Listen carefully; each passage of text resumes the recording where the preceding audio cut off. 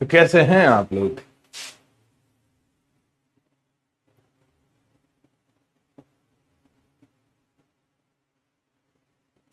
तो कैसे हैं आप लोग बताइए?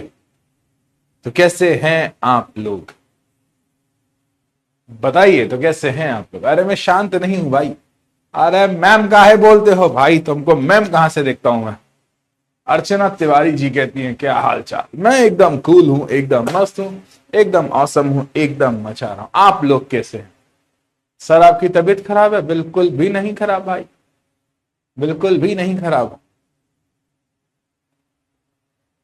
आज तुम्हारे डंकत सर का बर्थडे है। सर जी आपका व्रत है करवा चौथ का? हाँ भैया, तुम लोगों के लिए रखा है व्रत करवा चौथ का। बताइए पढ़ रहे हैं या फिर हम पानी पिए? अरे कैसे हैं आप लोग?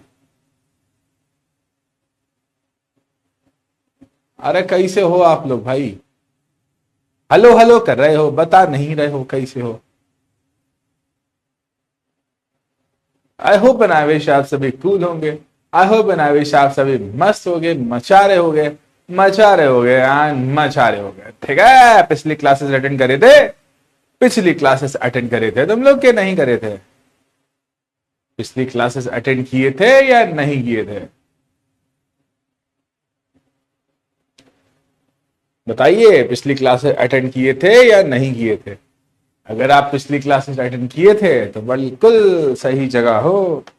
अगर तुम पिछली क्लासेस अटेंड करे थे तो बिल्कुल परफेक्ट जगह हो। ठीक है बेटा, याद रखना अभी क्लास 9th है। मैं बार बार एक बात को रिपीट करता हूं कि अभी क्लास 9th है। क्लास 9th में अगर आपने अच्छी तरह से पढ़ना सीख लिया तो क्लास 10th आपकी बहुत मजेदार होने वाली है। क्लास 9th आपका बेस होती है और क्लास 10th उसे इंप्लीमेंट करने का तरीका होता है। ठीक है, तो अगर आप क्लास 9th को अच्छी तरह से पढ़ लोगे तो क्लास 10th आपके लिए बहुत इजी और बहुत ज्यादा इजी होने वाली है। तो कैसे हैं आप लोग? I hope and I wish मजे में होंगे। देखो बेटा, बहुत छोटे बच्चे हो, बहुत छोटे बच्चे हो, और पंकज सर को बुला दीजिए। पंकज सर नहीं रहे, मतलब पंकज सर का आज बर्थडे है तो आज वो नहीं है हमारे साथ। बर्थडे वाले दिन छुट्टी है और उनका व्रत भी है तो इसी वजह से आज नहीं है। ठीक है, कॉल कर देता हूं, कॉल कर दूं, कॉल कर दूं, आप लोग बोलो तो कॉल कर देता हूं भाई लोग। आप लोग बोल रहे हो ना, कॉल कर देता हूं। पंकज सर का बर्थडे है।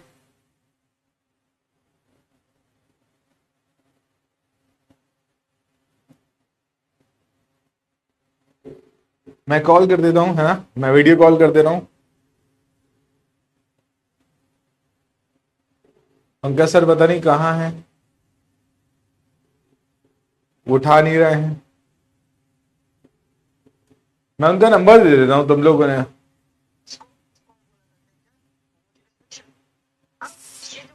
सर सर बिजी है, पढ़ा रहे हैं। देखो पढ़ा रहे हैं। को मिक्स किया, जैसे अपन ब्रास की बात करते हैं, ब्रास की बात करते हैं। ठीक है, पढ़ा रहे हैं वो बेटा। सर की आवाज आ रही होगी आपको? ब्रास की, ठीक है, पढ़ा रहे हैं। Happy birthday sir. पढ़ा रहे हैं बेटा, जैसे फ्री हो जाएंगे वो कॉल कर ही लेंगे। ठीक है, बेचारा बर्थडे वाले दिन भी पढ़ा रहा है।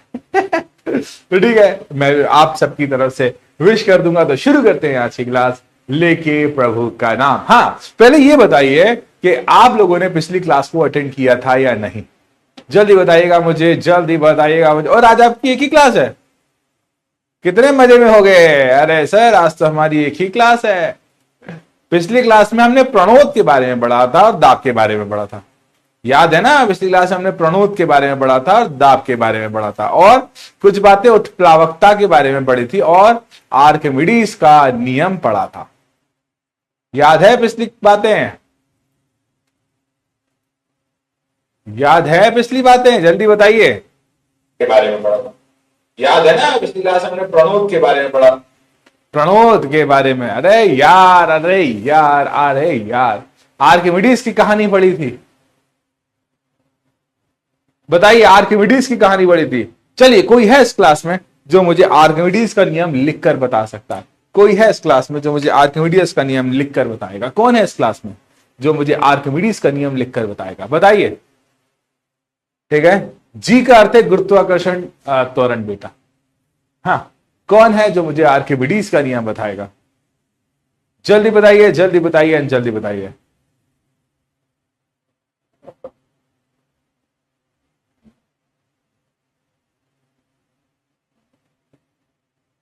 बताइए यार, मैं देख रहा हूं यार, आंसर ही नहीं दे रहे तुम लोग यार। आज मेरे पास एक बॉय बैठा था, अरे लिखो बॉय लिखो।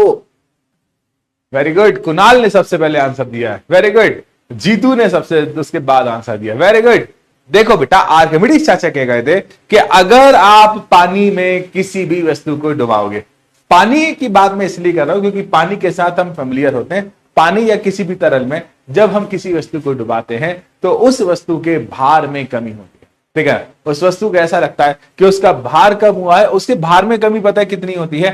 जितना भार का वो द्रव्य को विस्थापित करता है। तो जब भी किसी वस्तु को पूर्णतः या आंशिक रूप से द्रव्य में डुबाया जाता है, जब भी किसी ठोस को पूर्ण रूप से या आंतरिक रूप से द्रव्य में डुबाया जाता है, तो वह अपने भार में कमी का एहसास करती है, और उसके भार में जो कमी होती है वह कमी हटाए गए द्रव्य के भार के बराबर होती है। यह आर्किमिडीज का नियम था, याद होगा पिछली क्लास में। चलिए, आज हम क्या क्या पढ़ने वाले बेटा? आज पता नहीं क्यों तुम लोग बड़े शांति शांत से देख रहे हो। ठीक है, आज हम क्या क्या पढ़ने वाले हैं? ठीक है, देखिए, ठीक है, देखिएगा बेटा, हम क्या क्या पढ़ने वाले उन सभी बातों को बताने वाला हूं, है ना। आप देखो बच्चे, आज के क्लास में आर्किमिडीज के नियम के कुछ उपयोग पढ़ेंगे, है ना। और आर्किमिडीज के नियम के उपयोग पढ़ने के बाद हम पढ़ेंगे कुछ आपेक्षिक घनत्व के बारे में और कुछ क्वेश्चंस करेंगे। छोटा लेक्चर होने वाला है, बड़ा लेक्चर नहीं है आज की क्लास में, है ना। छोटा लेक्चर है तो आज ज्यादा बड़ा लेक्चर नहीं है। ठीक है, अब देखिए बच्चा, है ना, पिछली क्लास को एक बार रिपीट करते हैं। ठीक है, आप देखिए, एक मिनट ये वाली पीपीटी लगा लूं मैं भाई। ठीक है, और इस क्लास के बाद अगली क्लास तक ये चैप्टर खत्म हो जाएगा, है ना। इस क्लास के बाद अगली क्लास तक ये चैप्टर खत्म हो जाएगा। सर का बर्थडे 26 को। वाह यार, तुम लोगों को मेरा बर्थडे भी पता है। कैसे पता चल, कैसे, कहां से पता लगाते हैं आप? ये लोग कहां से लाते हैं ये सब जानकारी? कौन देता है आपको ये सब जानकारी, है ना? कौन देता है? सच्चिदानंद। कॉल नहीं, लेक्चर। कॉल नहीं उठाया यार तुम्हारे पंकज सर ने। बहुत बहुत बहुत। चलिए, सबसे पहले उत्प्लावकता क्या होती है मेरे बच्चे, क्योंकि ये बातें मैं पिछली क्लास में पढ़ा चुका था। आज दोबारा मौका मिला है तो मैं दोबारा पढ़ा दे रहा हूं। मान लीजिए बच्चा, मैंने यहां पर एक कंटेनर लिया है, इस कंटेनर के अंदर भरा हुआ है पानी। ठीक है, इस कंटेनर में मैं पानी भर देता हूं। आज ब्लू है, पानी पानी पानी, तो इसके अंदर भर दिया भैया हमने पानी, और इस पानी, है ना, के अंदर हमने किसी ऑब्जेक्ट को डुबा दिया। कोई भी वस्तु हो सकती है, इस वस्तु को डुबा दिया तो इस वस्तु को हल्का महसूस होगा। इस वस्तु को लगेगा कि भाई इसका वजन कम हुआ। पता है, जब भी किसी वस्तु को किसी द्रव्य में डुबाया जाता है ना, तो बेटा ये जो द्रव्य है ना, ऊपर की तरफ एक बल लगाता है। ठीक है, जिसको क्या कहा जाता है? उत्प्लावक बल। ऊपर की तरफ एक बल लगाता है, जिस बल को क्या कहा जाता है? उत्प्लावक बल। कौन सा बल कहा जाता है बेटा? उत्प्लावक। तो जब भी किसी वस्तु को द्रव्य में डुबाया जाता है तो द्रव्य में डुबाने पर वह ऊपर की ओर एक बल लगाता है, जैसे उत्प्लावक बल कहते हैं। अंग्रेजी में बेटा थोड़ी बहुत टर्म आपको अंग्रेजी की याद होना चाहिए। इसे कहा जाता है अपथ्रस्ट। ठीक है, इसे क्या कहा जाता है बच्चा? अपथ्रस्ट कहा जाता है। ठीक है मेरे बच्चे, याद रखिएगा, इट इज कॉल्ड अपथ्रस्ट, है ना। इसे अपथ्रस्ट कहते हैं। और बच्चे कुछ बातें हैं, कुछ बातों को ध्यान रखिएगा। जब भी किसी भी वस्तु को आप दबाओगे ना, किसी भी वस्तु को आप दबाओगे, आप जैसा कि एग्जाम्पल के लिए किसी भी वस्तु को दबाओगे, पानी उसे हमेशा पहले ऊपर की ओर फेंकेगा, ठीक है, हमेशा पहले ऊपर की ओर फेंकेगा। क्यों? क्योंकि बच्चे ये जो अपथ्रस्ट है ना, ये इसे ऊपर लाना चाहता है। अगला है कि कोई भी वस्तु पानी के अंदर डूबती है या नहीं, ठीक है, कोई भी वस्तु पानी के सतह पर डूबती है या नहीं। देखिए बच्चे याद रखिएगा, कल्पना करिए मेरे पास 3 स्थितियां है ना, हम 3 स्थितियों को अज्यूम कर लेते हैं, ठीक है, ध्यान से देखना। एक तो ये वाली स्थिति और एक और 3 स्थितियों को हम अज्यूम कर लेते हैं, ठीक है। देखिए मेरे बच्चे, ये हमारे पास 3 स्थितियां, इन तीनों में हमने भर दिया है जल, ठीक है, ये जल जल और ये जल, ठीक है। अब देखो बच्चा, यहां पर भी मैंने एक गेंद को ऐसे रख दिया, ठीक है, यहां पर भी मैंने एक गेंद को ऐसे रख दिया, ठीक है, और यहां पर भी मैंने एक गेंद को ऐसे रखा। अब देखिए बच्चे, आप तीनों स्थितियों को ध्यान से समझिएगा। इस जगह पर ये जो गेंद है ना, पानी के अंदर डूब नहीं पा रही, क्योंकि इस गेंद का भार, जिसको कहा जाता है वेट, वो कहा जाना चाहता है सतह की ओर, ठीक है। इस गेंद का भार, जो कि जिसको कहा जाता है वेट, इसे क्या कहा जाता है, ये भार इसको नीचे ले जाना चाहता है, लेकिन उत्प्लावक बल जो है इसको ऊपर लाना चाहता है, ठीक है। उत्प्लावक बल को अंग्रेजी में बायोएंट फोर्स कहते हैं, इसी कारण से मैं FB लिख रहा हूं। तो यदि उत्प्लावक बल का मान ज्यादा होता है और भार का मान कम होता है तो वस्तु डूबती नहीं है, वस्तु डूबती नहीं है। यदि उत्प्लावक बल का मान ज्यादा होता है, कभी भी उत्प्लावक बल जो होता है किसी वस्तु को डूबने से रोकता है, ठीक है, उत्प्लावक बल जो होता है किसी भी वस्तु को डूबने से रोकता है। और देखिए बच्चे, यहां पर भी ये वस्तु नीचे की तरफ क्या लगा रही है, भार, ठीक है, और यहां पर उत्प्लावक बल का मान जो है वो मान क्या हो गया है। पंकज सर का कॉल आ गया। मरकरी जो एक ऐसी मेटल है जो लिक्विड है, मैं बच्चे तुम्हें दिखाता हूं पंकज सर का। सर बर्थडे है आपका? सर कौन से बैच में पढ़ा रहे हो आप? उड़ान इंग्लिश कौन सा, यूपी बिहार? अच्छा, मैं हूं नीव हिंदी में। बच्चे आपको बर्थडे विश करना चाह रहा है, ठीक है। हाँ सर, कुछ ही दिन बाकी हैं, आपने करवा चौथ नहीं रखा ना, इसलिए। लो सर, मैं कैमरा की तरफ कर दिया है। Thank you so much, thank you all. एक बार और 1 मिनट, मैंने चैट्स बंद कर रखी थी बच्चों की, मैं चैट्स ओपन कर दूं। बच्चे मैंने माइक भी लगा दिया सर, अब आप बोल दीजिए। थैंक यू सो मच बच्चों, thank you so much, love you all. बहुत बहुत ज्यादा प्यार भाई तुम लोगों की तरफ से मिल रहा है, ठीक है, हर जगह से मिल रहा है। Thank you so much, love you all. Sir बच्चे बता रहे थे आपने व्रत रखा है 10 तारीख तक के लिए। नहीं, मैंने कोई व्रत वगैरह नहीं रखा है। आपको स्पैमिंग दिखाता हूँ बच्चों की, बच्चों की स्पैमिंग दिखाता हूँ। हाँ, क्या बात है, क्या बात है, लव यू ऑल भाई, लव यू ऑल। बहुत बढ़िया यार, बहुत बढ़िया, क्या बात है। आप किस बैच में हो सर? बच्चों को दिखाओ मुझे जरा। उड़ान इंग्लिश से है सर, आप देखो दे भाई, लिए लो भाई खराज सर तुम्हारे। कहाँ दिख रहा है बच्चे भाई? हेलो बच्चों, हेलो बच्चों, I hope and I wish आप सभी कूल होंगे, मस्त होंगे। तुम्हारे डंकस सर का बर्थडे है, डंकच का बर्थडे है, और इन्होंने करवा चौथ का व्रत भी रखा है, ठीक है। वाह भाई खराश भाई, वाह, देख लो भैया। चलो सर, चलो सर क्लास करो। हैप्पी बर्थडे पार्टी लेते कल आपसे सर, ठीक है सर, ठीक है, ठीक है भाई। तुम्हारे पंकज सर का वीडियो कॉल आ गया, खुश है ना? पता है ये पंकज सर, मतलब पंकज सर क्या, मैं भी होता ना तो इस जगह पे बहुत खुश हो जाता है। छोटी छोटी बातें होती है जो हमें बहुत बहुत बहुत ज्यादा खुश कर देती है ना?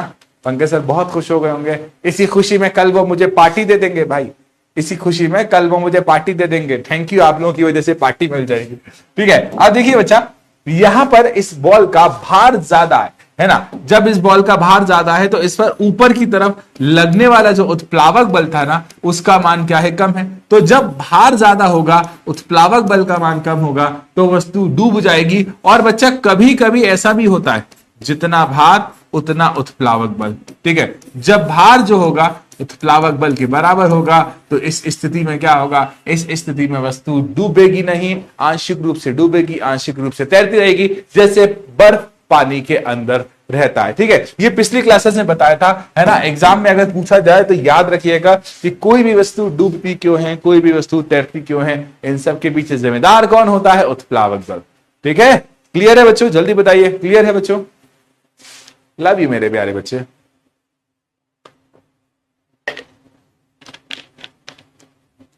एटीपी सर, एटीपी का मतलब क्या है?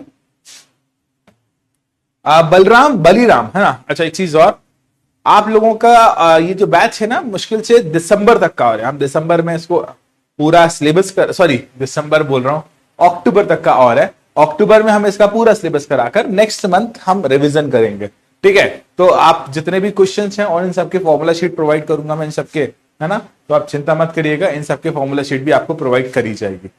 ठीक है यार, एटीपी सर, लव यू मेरे प्यारे बच्चों। ठीक है, आप लोग बहुत प्यारे हो। अगला है बेटा आर्किमिडीज का सिद्धांत। वैसे मैंने पिछली क्लास में आर्किमिडीज के सिद्धांत के बारे में आपको डिटेल में पढ़ा दिया था, लेकिन क्योंकि ये एक बार रिपीट करने वाला टॉपिक है, मैं आपको क्लास 9th से ही इतना स्ट्रॉन्ग कर दूंगा बेटा, है ना, इतना स्ट्रॉन्ग कर दूंगा कि क्लास 10th जब आप पढ़ोगे ना तब आपको बहुत इजी, देखो उसमें कोई दिक्कत नहीं है कि क्लास 10th टफ है, क्लास 10th लेंथी है, लेकिन हम उसको इतना अभी से तैयार कर देंगे आपको कि क्लास 10th जब आप पढ़ोगे तो आपको लगेगा नहीं आप पढ़ रहे हैं। ठीक है, अब देखिए बच्चा, चैट्स को बंद किया जाता है ना। अब देखो आर्किमिडीज, मैंने पिछली क्लास में बताया था कि एक बार की बात है, आर्किमिडीज भैया बढ़िया तरीके से बैठे हुए थे, सामने एक बाथ टब था, भागते भागते गए और वो बाथ टब में कूद गए। इधर से राजा जी का सेनापति आया, आर्किमिडीज, आर्किमिडीज चलिए, राजा जी ने आपको बुलाया।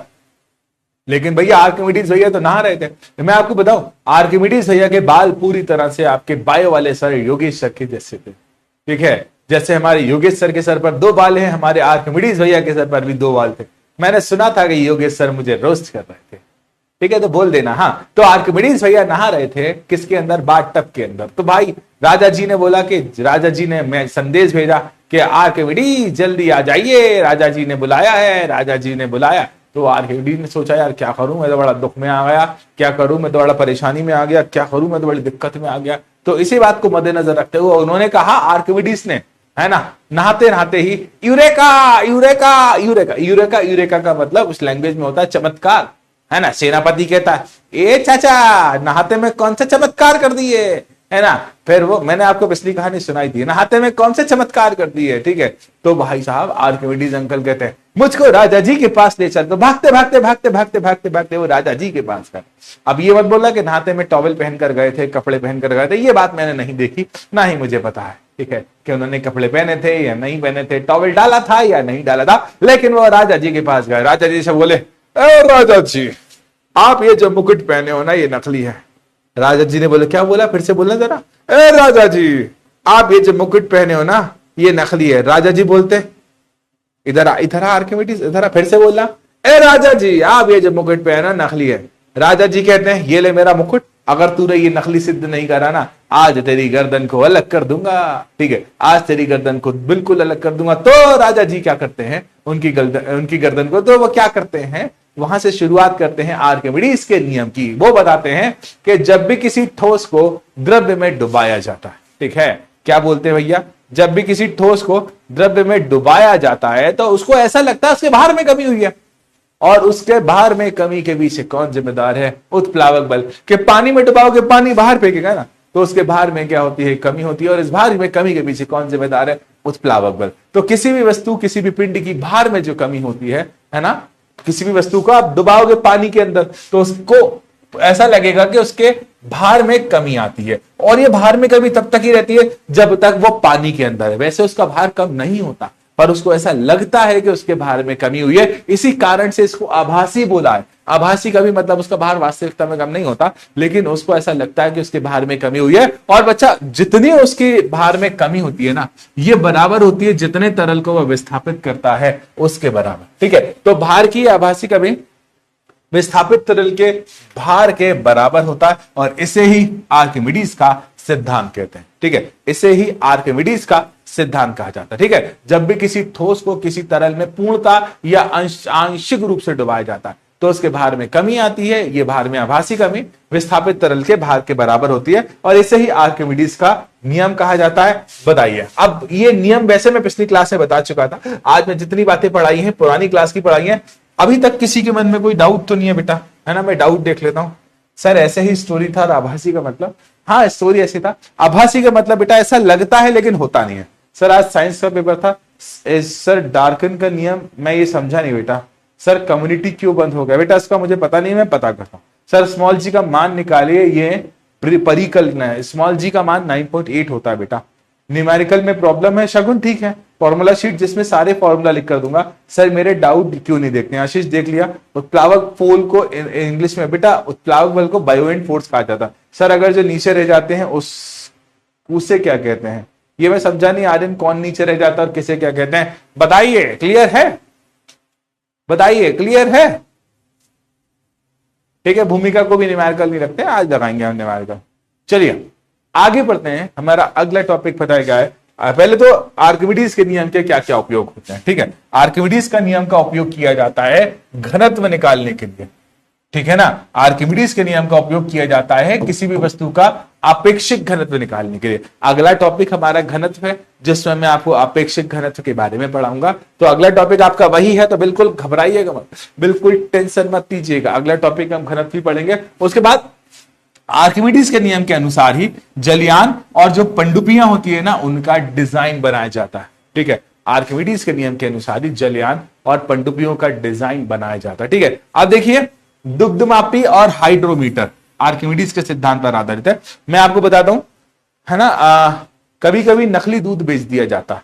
नकली दूध का मतलब कि भाई साहब पानी मिला हुआ दूध बेच दिया जाता है। तो पानी मिला हुआ दूध, है ना, उसको चेक करने के लिए एक डिवाइस का उपयोग किया जाता है, लेक्टोमीटर। ठीक है, वो आपेक्षिक घनत्व को नापती है और आपेक्षिक उसको कहा जाता है दुग्धमापी। ठीक है, और हाइड्रोमीटर, है ना, जल के घनत्व का मापने का उपकरण होता है। ये सभी आर्किमिडीज के सिद्धांत पर आधारित होते हैं। तो आर्किमिडीज के नियम के अनुसार हम वस्तु का आपेक्षिक घनत्व ज्ञात कर सकते हैं। जलयान और पनडुब्बियों का डिजाइन बनाने में इसका उपयोग किया जाता है और दुग्धमापी और हाइड्रोमीटर में इसका उपयोग किया जाता है। और भी जगहों पर जैसे वायुयान बनाने में भी इसका उपयोग किया जाता है। आर्किमिडीज का नियम हर उस जगह पर लग सकता है जहां पर तरल किसी भी रूप में उपस्थित हो। जैसे अगर वो वायु के रूप में उपस्थित हो तो भी आप आर्किमिडीज का नियम लगा सकते हो, जल के रूप में उपस्थित हो तो भी आप आर्किमिडीज का नियम लगा सकते हो। बताइए इतनी बातें क्लियर हैं या नहीं?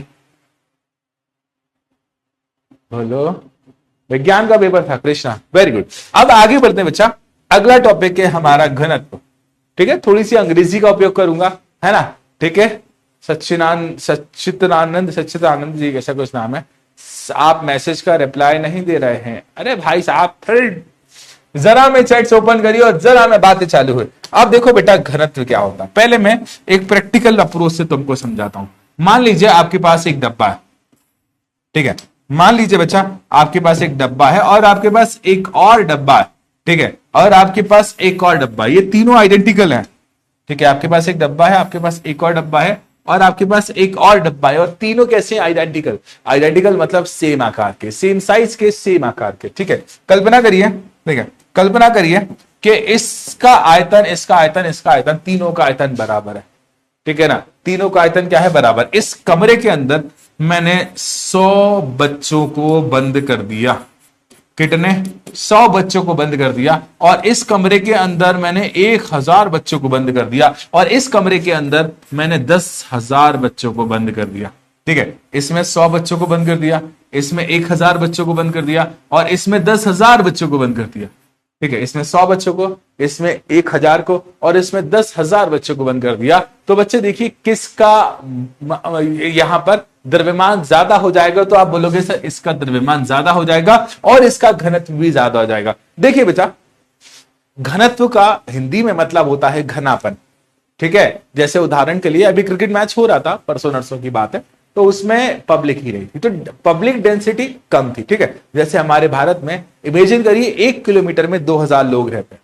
ठीक है, और किसी विदेश में 1 किलोमीटर में 10 लोग रहते हैं। तो इट इज डेंसिटी, एक फिक्स जगह पर कितना आयतन प्रेजेंट है उसे कहा जाता है डेंसिटी। ठीक है, उसे क्या कहा जाता है बच्चा? डेंसिटी। अंग्रेजी में डेंसिटी का मतलब होता है घनत्व। थोड़ी बहुत अंग्रेजी मैंने कहा था ना कि क्या बोला था, अंग्रेजी का मतलब क्या अंग्रेजी में डेंसिटी का मतलब होता है घनत्व। बहुत सारी किताबों में इसे डी से रिप्रेजेंट करा, या फिर कैपिटल डी से भी रिप्रेजेंट करा, और बहुत सारी किताबों में इसे रॉ से रिप्रेजेंट करा बेटा। ठीक है, आप देख लेना आपकी किताब में जैसा भी करा हो, ना इन तीनों के अलावा बहुत ही रेयर ऐसा कुछ होगा जिन्होंने ऐसा उपयोग किया होगा। और बेटा हमेशा याद रखना, घनत्व का सूत्र जिंदगी भर तुम्हारा साथ नहीं छोड़ेगा। ये घनत्व का जो सूत्र होता है ना, वो हमेशा कितना होता है, द्रव्यमान बटा आयतन। ठीक है, हमेशा घनत्व का सूत्र कितना होगा, द्रव्यमान बटा आयतन। मेरे बच्चे याद रखिएगा इन सभी बातों को, इनके बिना काम नहीं होगा, नहीं होगा, नहीं होगा। ठीक है, अब घनत्व का मतलब क्या हुआ, डेंसिटी। ठीक है, बराबर घनत्व, डेंसिटी का मैंने डी लिख दिया बेटा, द्रव्यमान का मतलब हो गया मास, वॉल्यूम का मतलब हो गया वी, तो density is equal to mass upon volume. ठीक है बेटा, अक्सर एग्जाम में पूछा जाता है कि किन किन बातों पर डेंसिटी या फिर घनत्व निर्भर करता है, तो याद रखिएगा घनत्व द्रव्यमान बढ़ाने पर बढ़ता जाएगा। जैसे आप देखिए यहां पर 100 था, यहां पर 1000 था, और यहां पर 10,000 था, तो 100, 1000 और 10,000 इन तीनों में से सबसे ज्यादा घनत्व किसका था, तो जवाब है 10,000 वाले का। ठीक है, 100, 1000 या 10,000, तो इन तीनों में से सबसे ज्यादा घनत्व था 10,000 वाले का। ठीक है, तो 10,000 वाले का घनत्व क्या था, सबसे ज्यादा था, तो डेंसिटी बढ़ेगी तो मास की वैल्यू भी क्या होती जाएगी, बढ़ती जाएगी। तो मास बढ़ाने पर डेंसिटी की वैल्यू भी बढ़ती जाएगी, एक बात याद रखना। दूसरा बेटा, अंग्रेजी में मास मतलब द्रव्यमान होगा, थोड़े बहुत अंग्रेजी की टर्म आपको याद होना चाहिए। ठीक है, याद रखना, यशपाल बेटा बुक में नहीं है लेकिन आपके सिलेबस का पार्ट है। ठीक है, थोड़ी बहुत अंग्रेजी के बारे में इसको पता होना चाहिए। ठीक है, आगे अब बेटा देखो, डेंसिटी जो होगी वॉल्यूम मतलब आयतन पर डिपेंड करेगी। अगर आप आयतन के मान को बढ़ाते हो तो डेंसिटी का मान क्या होगा, घनत्व का मान क्या होगा बच्चे, कम होगा। कृपया कर इन दोनों बातों को ऐसे भी लिखा जा सकता है कि डेंसिटी मतलब घनत्व जो होगा समानुपाती होगा एम मतलब द्रव्यमान के। जितना अधिक द्रव्यमान उतनी ज्यादा घनत्व होगा, जितना अधिक द्रव्यमान उतना अधिक घनत्व होगा बेटा। ठीक है, अब देखिए जो डेंसिटी होगा ना बच्चा, वो व्युत्क्रमानुपाती होगा आयतन के। जितना अधिक आयतन होगा उतना कम घनत्व होगा बेटा, याद रखिएगा। इस बात को ऐसे भी लिखा जा सकता है। ठीक है, अब देखिए ऐसा भी हुआ है कि एग्जाम में इसका मात्रक पूछा गया। कोई है इस क्लास में जो इसका मात्रक बताने का प्रयत्न कर सकता है? ठीक है, जो इसका मात्रक बताने का प्रयत्न कर सकता है, देखते हैं कोई है इस क्लास में जो इसका मात्रक बताने का प्रयत्न कर सकता है। सिर्फ प्रयत्न करने की बात कर रहा हूं, बताइए कोई है इस क्लास में जो मुझे इसका मात्रक बता सकता है, बोलिए। मैं चैट्स देख रहा हूं आपकी, कौन है? वेरी गुड, हंटर एफएफ ने सबसे पहले आंसर दिया है। वेरी गुड, हंटर ने सही भी आंसर, आर्टिस्ट सत्यम ने भी सही आंसर दिया, साक्षी ने भी सही आंसर दिया, वेरी गुड। और बाकी बहुत से, अनुष्का ने भी सही आंसर दिया है, आयुषी ने गलत दिया है, तो बहुत तेजी में आंसर दे रहे हो भाई। अब देखिए मैं आपको बताता हूं कैसे आप आंसर दोगे। ठीक है बेटा, है ना, एक मिनट आप मेरी बातों को ध्यान से समझना, आप आराम से आंसर दे दोगे। ठीक है, मान लीजिए कि बेटा घनत्व का जो सूत्र होता है, ठीक है, वो क्या होता है, द्रव्यमान बटा आयतन। ठीक है, घनत्व का सूत्र क्या होता है बच्चा, द्रव्यमान बटा में क्या हो गया, आयतन हो गया। ठीक है, घनत्व का सूत्र द्रव्यमान बटा आयतन। अब देखो बच्चा, है ना, द्रव्यमान का मात्रक क्या होता है, द्रव्यमान का मात्रक होता है किलोग्राम। ठीक है, द्रव्यमान का मात्रक क्या होता है, किलोग्राम, और आयतन का मात्रक क्या हो जाएगा, मीटर क्यूब। तो किलोग्राम बटा मीटर क्यूब हमारा राइट आंसर है। अगर आप इसे अंग्रेजी में लिखते हैं ना तो ऐसा लिखते हैं, केजी बटा मीटर क्यूब, है ना। अंग्रेजी में अगर ऐसा लिखते हैं तो क्या लिखते हैं, केजी बटा मीटर क्यूब, या फिर आप इसे ऐसा भी लिख सकते थे बेटा कि केजी बटे में मीटर -3। ठीक है, इस मीटर ऊपर उठा लाए तो मीटर -3 हो गया। तो बच्चा अगर एग्जाम में पूछा जाए इन तीनों में से कोई भी मात्रक पुट कर सकते हो, और अगर छोटा मात्रक पुट करना हो बेटा, ये मात्रक जो है एसआई पद्धति में होगा या एमकेएस पद्धति में होगा। नापने तोलने के तरीके होते हैं, एसआई पद्धति इंटरनेशनल पद्धति होती है, एमकेएस का मतलब होता है मीटर किलोग्राम सेकंड। अगर आप इसे छोटे मात्रक के रूप में उपयोग करो, और छोटा मात्रक जो होता है वो होता है सीजीएस मात्रक। ठीक है, सूत्र क्या होता है, डेंसिटी मतलब घनत्व बराबर द्रव्यमान बटा आयतन। अंग्रेजी में वर्ड्स याद रखना, डेंसिटी को अंग्रेजी में मास कहा जाता है, सॉरी डेंसिटी को घनत्व कहा जाता है, ये बातें याद होना चाहिए। मास का मतलब द्रव्यमान होता है और वॉल्यूम का मतलब आयतन होता है। इन बातों को याद रखना बच्चे, ये बातें आपके काम आएंगे। ठीक है, अब देखिए बच्चा, यदि आप द्रव्यमान की बात करोगे तो द्रव्यमान का अंग्रेजी में छोटा वाला मात्रक क्या हो जाएगा, सीजीएस पद्धति में मात्रक हो जाएगा ग्राम। और वॉल्यूम की अगर हम बात करेंगे, ठीक है ना, वॉल्यूम मतलब घनत्व की अगर हम बात करेंगे तो इसका मात्रक क्या हो जाएगा, सेंटीमीटर क्यूब। तो ग्राम सेंटीमीटर -3, ये सेंटीमीटर क्यूब को नीचे से ऊपर उठा लाए तो ये हो गया -3। अब बताइए अभी तक की बातें क्लियर है या नहीं, बताइए अभी तक की बातें क्लियर हैं या नहीं, है ना? आप नाराज होना, प्रशांत पढ़ाई पर ध्यान दे दे।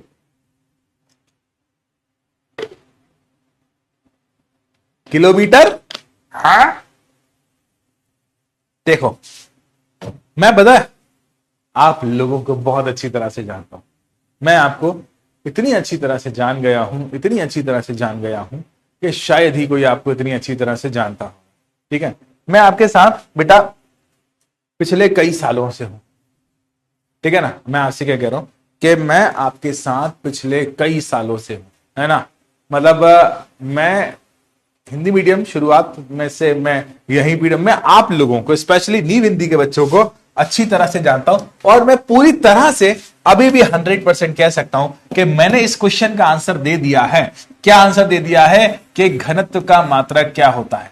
इसके बाद भी बच्चे गलत आंसर देंगे और मेरा वादा है अगर तुम लोगों ने 100% राइट आंसर लाकर दिखाया तो अभी मैं डांस कर कर दिखाऊंगा।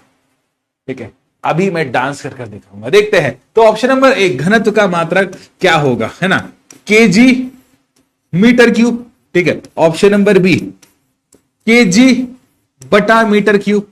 ठीक है, ऑप्शन नंबर सी मीटर बटा केजी क्यूब, या फिर option number D metre cube बटा केजी। देखते हैं इन चारों में से राइट आंसर क्या होगा। ठीक है, और मैं अभी भी कह रहा हूं, अभी भी आप 100% राइट आंसर नहीं दे पाओगे। अगर आपने 100% राइट आंसर दे दिया तो जैसा डांस बोलोगे वैसा डांस करके दिखाऊंगा, लेकिन 100% मैंने पोल को बंद किया हुआ, चैट्स को बंद किया हुआ, चिटिंग ना हो। अब देखते हैं कितने परसेंट सही आंसर दे पाते हैं। तो आप सभी का समय शुरू होता है अब। देखते हैं, आप सभी का समय शुरू होता है अब। देखते हैं 100% राइट आंसर दे पाते हो या नहीं।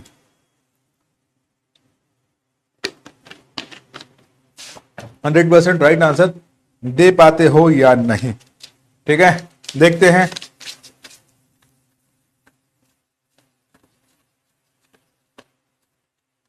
देखते हैं, मुझे पूरा भरोसा है 100% राइट आंसर नहीं आएगा, नहीं आएगा, नहीं आएगा,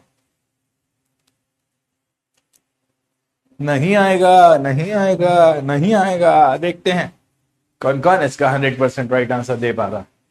देखते हैं भैया, तो घनत्व का मात्रक केजी मीटर क्यूब, केजी पर मीटर क्यूब, मीटर पर केजी क्यूब, या मीटर अपॉन केजी। तो आप सभी का समय शुरू हो गया है और खत्म भी हो गया है, और ऑप्शन नंबर बी हमारा राइट आंसर है। ठीक है, मैं पहले चैट्स ओपन कर देता लेकिन मैं कर नहीं सकता। ठीक है, ऑप्शन नंबर बी केजी बटा मीटर क्यूब, या फिर केजी मीटर की पावर -3, अर्थात ऑप्शन नंबर बी हमारा राइट आंसर है। मैं क्या कह रहा हूं, अगर 100% राइट आंसर आ गया तो मैं डांस करके दिखाऊंगा। ठीक है, और मुझे पता है मुझे डांस नहीं करना पड़ेगा, मुझे पूरा भरोसा है आप सभी पर।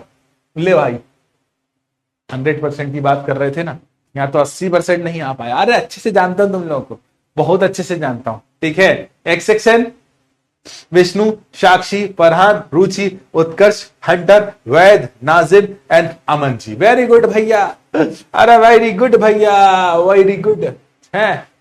क्या कह रहे थे, क्या कह रहे थे, क्या कह रहे थे? 100% राइट आंसर लाओगे? नहीं ला पाओगे, नहीं ला पाओगे भैया, जानते हैं तुमको, अच्छी तरह से जानते हैं। 100% राइट आंसर नहीं आ पाएगा। कौन कौन था जो गलत आंसर दिया था, है ना? अपनी रैंक बताइए बेटा, अपनी रैंक बताइए।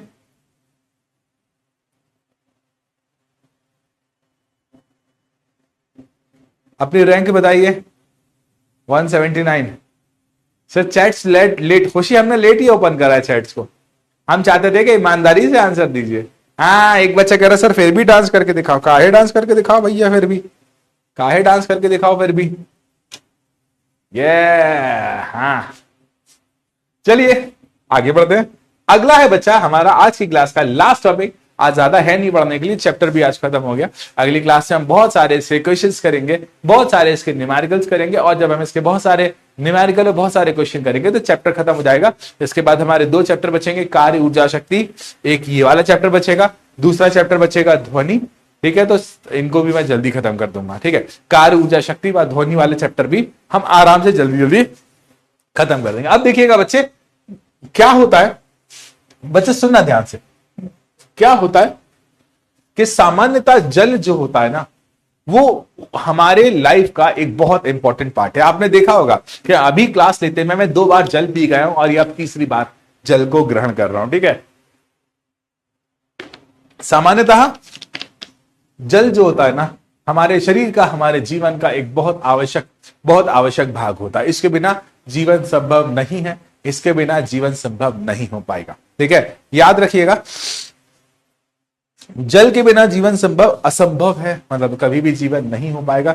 दूसरी बात, जल से हम ज्यादा फेमिलियर होते हैं, जल के कॉन्सेप्ट को हम ज्यादा अच्छी तरह से समझते हैं, जल की बातों को हम ज्यादा अच्छी तरह से जानते हैं, जल से संबंधित बातों को हम अच्छी तरह से जानते हैं। तो इसी कारण से किसी वस्तु का घनत्व निकालने के लिए हमने जल का उपयोग करा। ठीक है, एक और कारण होता है, मैं आपको बताता हूं इसके बारे में कुछ देर बाद। ठीक है ना, मैं आपको इसके बारे में कुछ देर बाद बताता हूं। सबसे पहले आपेक्षिक घनत्व क्या होता है। ठीक है, सिंपल सा है बेटा, है ना। आपेक्षिक घनत्व क्या होता है, मैं इसका कारण और अच्छे से दूंगा आपको। ठीक है, आपेक्षिक घनत्व क्या होता है बेटा। ठीक है, अब आपेक्षिक घनत्व क्या होता है, किसी भी वस्तु का आप घनत्व निकालिए। ठीक है, किसी भी वस्तु का आप घनत्व निकालिए बच्चा, और उस वस्तु के घनत्व को जल के घनत्व से भाग दे दीजिए। ठीक है, किसी भी वस्तु का घनत्व निकालिए और उस वस्तु के घनत्व को जल के घनत्व से भाग दे दीजिए, तो यहां निकल जाता है आपेक्षिक घनत्व। ठीक है, यहां क्या निकल जाता है बच्चा, आपेक्षिक घनत्व। तो किसी पदार्थ का घनत्व और उसे जल के घनत्व से भाग दे दीजिए, उसे कहा जाता है आपेक्षिक घनत्व। तो देखिए सूत्र ऊपर लिखा हुआ है। ठीक है, आपेक्षिक घनत्व बराबर पदार्थ का घनत्व बटे जल का घनत्व। और देखिए इसका कोई मात्रक नहीं होता, क्योंकि बच्चा ये घनत्व बटे घनत्व है ना। आप देख रहे हो ये घनत्व के बटे में क्या है, घनत्व है, और जब 2 सेम चीजों का अनुपात होता है तो उसका कोई भी मात्रक नहीं होता। इस कारण से आपेक्षिक घनत्व का भी कोई मात्रक नहीं होता। कृपया कर ध्यान रखिएगा, अगर आप कभी भी आपेक्षिक घनत्व का मात्रक लगाने जा रहे हैं तो आप सही रास्ते पर नहीं हैं। आपेक्षिक घनत्व का कोई मात्रक नहीं होता है, नहीं होता है और नहीं होता। ठीक है ना। देखिए अब मैं आपको बताता हूं जल ही क्यों कहते हैं, और कहते क्या है, ये वास्तविकता है ना। वैसे तो आप अच्छी तरह से जानते हो, किसी भी वस्तु को गर्म करोगे तो उस वस्तु के तापमान में वृद्धि होगी। ठीक है ना, किसी भी वस्तु को जब आप गर्म करोगे तो उस वस्तु के तापमान में वृद्धि होगी, और है ना। लेकिन जल का कहानी थोड़ी सी अलग है। सुनना मेरे शब्दों को, ठीक है ना, सुनना मेरे शब्दों को सुनना, क्योंकि शब्दों के अंदर पूरी बात छुपी हुई है। जल के तापमान को आप मान लीजिए 0 डिग्री सेल्सियस पर है। अब आपने 0 से लेकर 1 डिग्री सेल्सियस तक बढ़ाया, तो आपको पता है ना कि उसको फैलना चाहिए, तापमान बढ़ा है ना। तो कोई भी वस्तु जब गर्म करी जाती है तो वो फैलती है, तो जल फैलता नहीं है, वो क्या हो जाता है, और सिकुड़ जाता है। ठीक है, 1 डिग्री से फिर 2 डिग्री बनाया, तो आपका मन कहता है कि इसे फैलना चाहिए, लेकिन ये फैलता नहीं है और सिकुड़ जाता है। 2 डिग्री से 3 डिग्री बनाया, तो हमें ऐसा लगता है ये फैलना चाहिए, लेकिन फैलते ना हुए और सिकुड़ जाता है। 3 डिग्री से 4 डिग्री बनाया, तो हमें ऐसा लगता है इसे फैलना चाहिए, लेकिन फैले बिना क्या हो जाता है, ये सिकुड़ जाता है। तो 4 डिग्री सेल्सियस पर जल का घनत्व क्या होता है, अधिकतम होता है। अब 4 से 5 पर वो फैलता है, 5 से 6 पर और फैलता है, 6 से 7 पर वो और फैलता है। तो जल का जो घनत्व होता है वो 4 डिग्री सेल्सियस पर सबसे अधिक होता है। और जल का ये विचित्र प्रकार का बिहेवियर जो होता है, एनोमलस एक्सपांशन ऑफ वाटर कहलाता है। मतलब हर एक पार्टिकल गर्म करने पर फैलते हैं, लेकिन पानी जो होता है 0 से लेकर 4 डिग्री सेल्सियस तक लाने में वो सिकुड़ता है, उसके बाद वो फैलता है। और इससे घटना के कारण ही जल के घनत्व का उपयोग यहां पर किया जाता है। ठीक है, अब बताइए अभी तक की बातें क्लियर है या नहीं।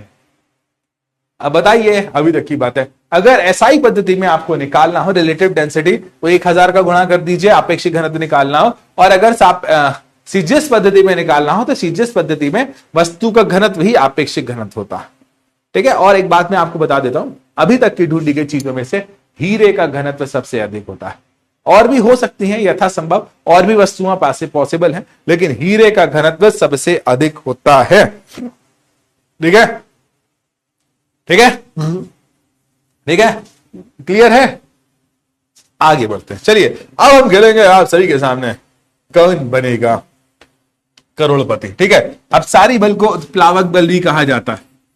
ठीक है, तो कृपया कर आप घबराइएगा मत कि सर ये क्या दे दिया सर। ठीक है, आराम से पढ़िएगा, आप क्वेश्चन ही क्वेश्चन है। ठीक है, जब किसी वस्तु को तरल में डुबाया जाता है, आपने किसी भी वस्तु को पानी के अंदर डुबा दिया है ना, आप किसी भी वस्तु को तरल के अंदर डुबा देते हो तो उस पर ऊपर की ओर एक बल लगता है। याद करिए पिछली क्लास को, और मुझे पूरा भरोसा है कि 80% से ज्यादा आंसर नहीं आएगा। क्या बोल रहा हूं मैं, 80% से ज्यादा आंसर नहीं आएगा। जब भी किसी वस्तु को तरल में डुबा दिया जाता है तो उसके ऊपर की तरफ एक बल लगता है। इस बल को क्या कहते हैं, फिर से कह रहा हूं मैं, 80% से ज्यादा आंसर नहीं आएगा। ठीक है, देखते हैं 80% ही है ना। 80 से इस बार डांस वांस की बात नहीं है, मैं सिर्फ इतना कह रहा हूं कि 80% से ज्यादा आंसर नहीं आएगा। तो आप सभी का समय शुरू होता है अब, कि जब भी किसी वस्तु को तरल में डुबाया जाता है तो उसके ऊपर की ओर लगने वाला बल क्या कहलाता है, गुरुत्व बल, अपसारी बल, तैरने का बल या स्थिर बल। देखते हैं, उम्मीद है 80% से ज्यादा आंसर आएगा, कोशिश है। अंश कहता है कि 95% आंसर आएगा, मैं भी यही चाहता हूं, है ना, मैं भी यही चाहता हूं बेटा कि आप लोगों का आंसर 95 क्या 100% आए बेटा। आशीष बेटा पोल नहीं चल रहा, एक बार रिफ्रेश करके देखो। जोया एक बार कर लेने दो चीटिंग इन बच्चों को, फिर भी नहीं ला पाएंगे 100% आंसर। जोया कह रही है कि सर चैट्स बंद कर दो, लेकिन इसके बाद भी सही आंसर नहीं ला पाएंगे। रानी आप कहां से हो, हेलो रुखसाना, नीतीश भैया हेलो कर दें, करो ना अभी, माही भैया उनसे बात करो। हेलो बीटीएस आर्मी, कहां हूं, ओ भाई, अरे बेटा, जब भी किसी वस्तु को द्रव्य में डुबाया जाता है, जब भी किसी वस्तु को द्रव्य में डुबाया जाता है तो द्रव्य उस वस्तु को ऊपर की ओर फेंकता है, उसे गुरुत्व बल नहीं कहा जाता। ठीक है, उसे गुरुत्व बल नहीं कहा जाता, क्योंकि गुरुत्वाकर्षण बल तो किसी वस्तु को नीचे लाना चाहता है और ये तो ऊपर लाने की कोशिश कर रहा है, उसे स्थिर बल नहीं कहा जाता। अगर स्थिर बल हो जाएगा तो वस्तु नीचे जाएगी क्यों, इसे तैरने का बल नहीं कहा जाता, इसे कहा जाता है अपसारी बल। मैं इसके सारे नाम लिख दे रहा हूं बच्चा, अपसारी बल भी कहा जाता है इसे। ठीक है, सबसे पहले क्या कहते हैं बच्चा, इसे अपसारी बल। ठीक है, उसके बाद क्या कहते हैं बच्चा, उत्प्लावक बल। ठीक है, इसको उत्प्लावक बल भी कहते हैं, अंग्रेजी में इसको बायोएंट फोर्स कहते हैं। ठीक है, बायोएंट फोर्स कहते हैं। ठीक है, बायोएंट फोर्स तो इन और कई कई जगह पर इसको फोर्स का एफ और बायोएंट फोर्स का बी आधार में लगा या बी, ये भी लिखा गया है। तो हमारा सही जवाब है ऑप्शन नंबर बी, हमारा सही जवाब है ऑप्शन। क्या बात है, क्या बात है, क्या बात है, क्या बात है, 94% बच्चों ने सही आंसर दिया, बहुत शानदार, बहुत शानदार। Around 94% is a good score. Ashutosh, Divyesh, Nitin, Anshika, Sarthak, Vishnu, Akanksha, Ragini, Amitra and Kushagra, very good बेटा। और पता है सबसे इंपॉर्टेंट बात क्या है, इन 10 के 10 बच्चों ने कितने में आंसर दिया है, 10 सेकंड से, 1 सेकंड से भी कम में आंसर दिया। आप देखिए, आशुतोष ने तो आधे सेकंड में आंसर दे दिया, दिव्यांश ने 0.7 में, नितिन ने भी 0.799, अंशिका ने 0.827, सार्थक ने, मतलब सोचिए 85, कोई भी ऐसा बच्चा नहीं है जिसने 1 सेकंड का भी समय लिया हो। वेरी गुड बच्चा, दिल खुश हो गया, मुझे उम्मीद नहीं थी कि इतना अच्छा आंसर आएगा। ठीक है, मुझे उम्मीद नहीं थी। अब अगले क्वेश्चन की तरफ बढ़ते हैं। अगला क्वेश्चन कहता है, ध्यान से पढ़ना, कोई जल्दी नहीं है। ठीक है, ध्यान से पढ़ना, मुझे सही आंसर चाहिए, मुझे कोई जल्दी नहीं है। ठीक है, सही आंसर चाहिए, कोई जल्दी नहीं है। क्वेश्चन कहता है कि आर्किमिडीज का सिद्धांत किस पर आधारित है। आर्किमिडीज का सिद्धांत किस पर आधारित है, किसी वस्तु की गति पर आधारित है या फिर विस्थापित तरल के भार की पर आधारित है, द्रव्यमान और घनत्व पर आधारित है या स्थैतिक दबाव पर आधारित है। स्टैटिक प्रेशर कहते हैं इसको अंग्रेजी में। लेकिन आप बताइए आर्किमिडीज का नियम किस पर आधारित है, किसी वस्तु की गति पर, विस्थापित तरल के भार पर, द्रव्यमान और घनत्व पर या फिर स्थैतिक दबाव पर। देखते हैं कौन कौन इसका राइट आंसर देगा। लेट्स सी कौन कौन इसका राइट आंसर देगा और कौन कौन इसका राइट आंसर दे सकता है। देखते हैं, तो आप सभी का समय शुरू होता है अब। ठीक है, उम्मीद है इस बार 80% से ज्यादा आंसर आएगा, क्योंकि पिछली बार तुम 94% बच्चों ने सही आंसर दिया और इस बार मुझे उम्मीद है 80% से ज्यादा राइट आंसर आएगा। देखते हैं देखते हैं देखते हैं 80% से ज्यादा आंसर आता है या नहीं।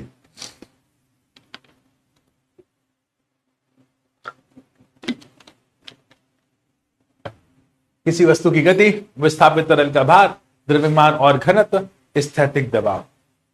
किसी वस्तु की गति, विस्थापित तरल का भार, द्रव्यमान और घनत्व या स्थैतिक दबाव। देखते हैं बेटा, देखते हैं बेटा। किसी वस्तु की गति, विस्थापित तरल का भार, द्रव्यमान और घनत्व या स्थैतिक दबाव। देखते हैं, बहुत सिंपल सा क्वेश्चन होने वाला है, बहुत साधारण सा प्रश्न होने वाला है।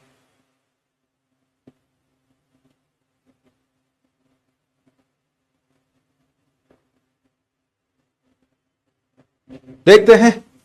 अरे बेटा याद करिए आर्किमिडीज का प्रिंसिपल। नियम कहता है कि जब भी किसी वस्तु को पूर्णतः या आंशिक रूप से किसी द्रव्य में डुबाया जाता है, आप चाहे उसे पूरी तरह से डुबा दो या आंशिक रूप में उसे डुबा दो, तो उसको ऐसा लगता है उसके भार में कमी हुई है। और उसके भार में कमी है ना, जितना तरल वो विस्थापित करेगा उसके भार के बराबर होगी, अर्थात तो ऑप्शन नंबर बी हमारा राइट आंसर था। अरे भाई साहब, अरे भाई साहब, हो गई बेइज्जती, हो गई बेइज्जती, हो गई बेइज्जती। अरे भाई साहब, विस्थापित तरल के भार, बेइज्जती करा दिए। ऑप्शन नंबर बी हमारा राइट आंसर था और 30% बच्चों ने जवाब दिया, 66% बच्चों ने गलत जवाब दिया। मजा आया, मजा आया, मजा आया। आशुतोष, उत्कर्ष, सागर, साक्षी, अनुष्का, अमित, अमृत पटेल, के sir favourite C, K sir, Kamal Kaushik, Shivendra, Yash and Abhinav. बढ़िया है, एक नंबर, बढ़िया है, एक नंबर। अब बढ़ते हैं हमारे अगले क्वेश्चन की तरफ, ठीक है। अब बढ़ते हैं हमारे अगले क्वेश्चन की तरफ, ठीक है। अब देखिएगा बच्चा, अगला क्वेश्चन क्या है, और मुझे पूरा भरोसा है कि अभी भी यहां पर पूरा 100% राइट आंसर नहीं आएगा। मैं फिर से कह रहा हूं, मुझे अभी भी पूरा भरोसा है कि यहां पर 100% राइट आंसर नहीं आएगा कि आर्किमिडीज का सिद्धांत किस पर आधारित है ना। आर्किमिडीज का सिद्धांत किस पर आधारित है? क्या नहीं, माफ कीजिएगा, गलत बोल दिया मैंने क्वेश्चन। घनत्व का मात्रक क्या है?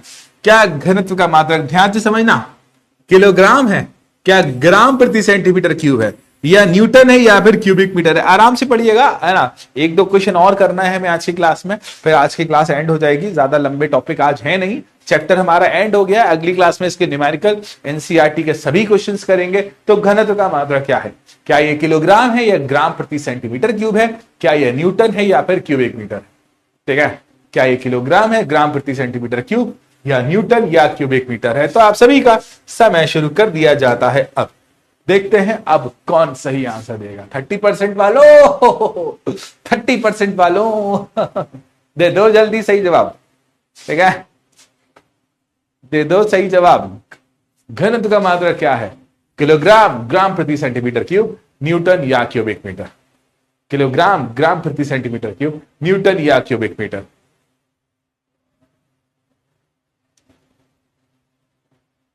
देखते हैं कौन कौन इसका राइट आंसर देगा।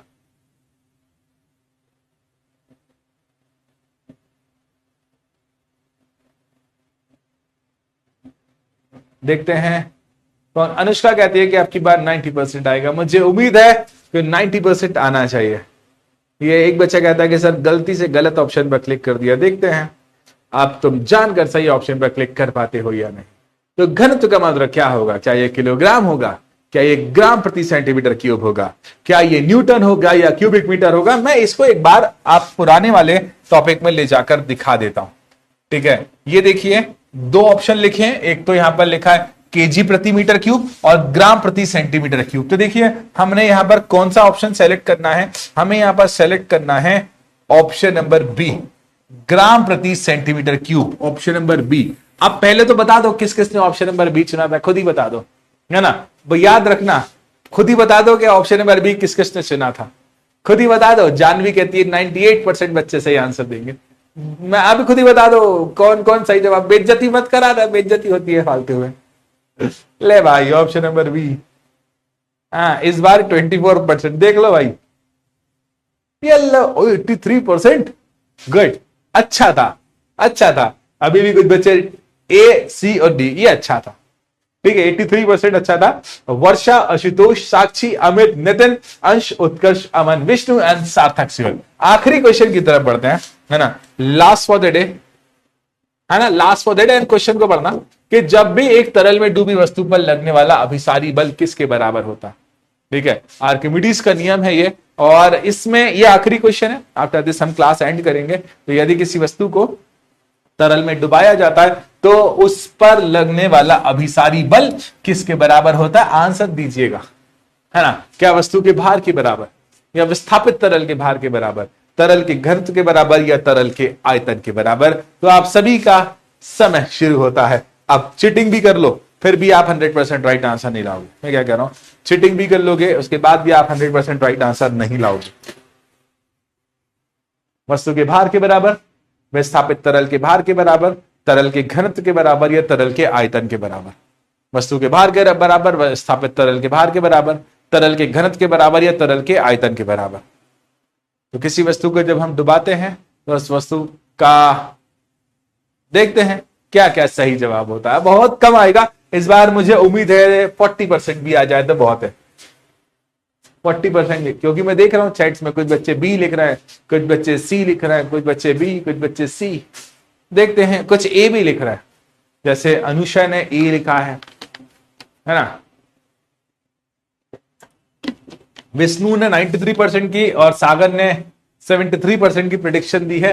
अर्पिता कहती है कि 100% बच्चे सही आंसर देंगे, और ऑप्शन नंबर बी हमारा राइट आंसर है। अभी पता चल जाएगा। ओ भाई साहब, 82% के आसपास, कमाल करते हो भाई साहब। मोहम्मद अवैज, अंशिका, आशुतोष, अनुज, हंटर एंड सार्थक, नाजिम, यश, दिव्यांश एंड उत्कर्ष उद्भव। तो आज की क्लास के टॉपर रहे साक्षी, वेरी गुड। उत्कर्ष, अभिनव, अनुष्का, शगुन, सागर, रागिनी, अमन, अमरीश पटेल, के सर फेवरेट एंड यश यादव। बढ़िया, एक नंबर, मजा आ गया, एक नंबर, मजा आ गया, मजा आ गया एंड मजा आ गया। ठीक है, अब बताइए एंजॉय करा आज की क्लास को आप लोगों ने। अब बेटा ये चैप्टर के कॉन्सेप्ट्स खत्म हो गए।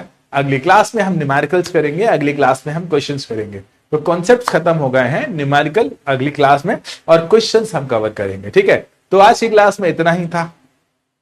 ठीक है, मिलते हैं अपन अगली क्लास में। तब तक के लिए ध्यान रखिएगा, खुश रहिएगा, और एक बार पूरा चैप्टर रिवाइज कर आइएगा। Bye bye and bye bye प्यारे बच्चों।